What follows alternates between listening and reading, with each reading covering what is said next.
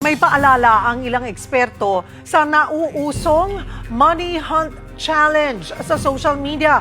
Pinag-uusapan ito dahil kung minsan nagiging peligroso at nagdudulot ng gulo ang pagpapahanap sa netizens ng perang itinatago sa iba't ibang lugar. Magbabalita, Simon Gualvez. Ayun na! Sa videong ito, makikitang nagtatakbuhan ng grupo ng mga lalaki sa gilid ng isang sasakyan. Nadaganan na nga nilang isa't isa sa pagmamadali. Pakay kasi nila ang kahong ito na may nakadikit na pera. Nakuha niya na. Okay, bibigyan ko na lang kayo.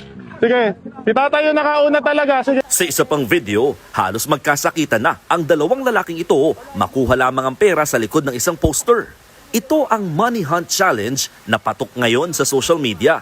Pinuntahan ng News 5 ang grupo ng magkakaibigan sa Cabuyao, Laguna na pawang vloggers na rin sa lugar. Gusto ko po makapagpasaya ng mga tao at makatulong sa iba, sa mga walang-wala. Kami po yung superhero nila. Isa sa kanila, si Efren Banal, aka Kuya JR Vlog sa Facebook. Hindi kalakihan ang kita niya sa pagiging delivery rider.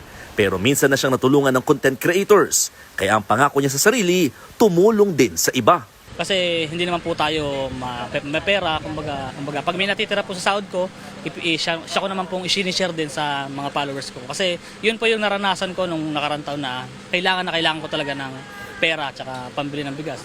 Inabangan namin ang paglapag nila ng pera sa isang kalsada sa Cabuyao.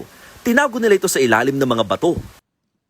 Pagka-post nila kung nasaan sila, abay wala pang 5 minuto, may mga naghahanap na sa lugar. Ang mga nakatanggap, labis ang pasasalamat. Bihira ka makakapulot ng gantong pera. Opo. Kaya napakalaking tulong ng mga vlogger po. Aminado, mga nakausap naming vloggers, nakikinabang din sila dito. Kaya bilang ganti, minsan nga raw, grocery items ang pinamimigay nila kapalit ng hahanaping pakulo ala Bring Me. Sabi ng mga eksperto, likas daw talaga sa mga Pilipino yung pagiging matulungin.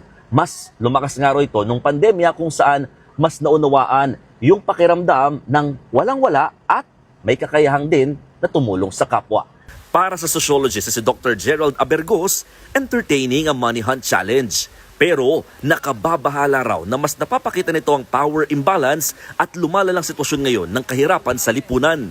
Dagdag pa nga ni Doc Abergos, baka mawala na ang sinseridad sa tunay na pagtulong. The point here is, para saan yung ginagawa? Is it really sa pagtulong sa tao? Is it really for entertainment? Is it for views? Nanonormalize natin na naaapi ang mga mahihirap.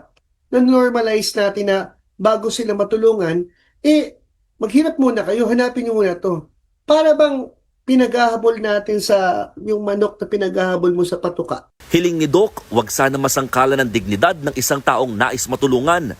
Baka raw kasi ang ending, mapahiya ang iba, lalo na yung nakipag-agawan at hindi naman nakakuha ng pera sa bandang huli. That's so degrading.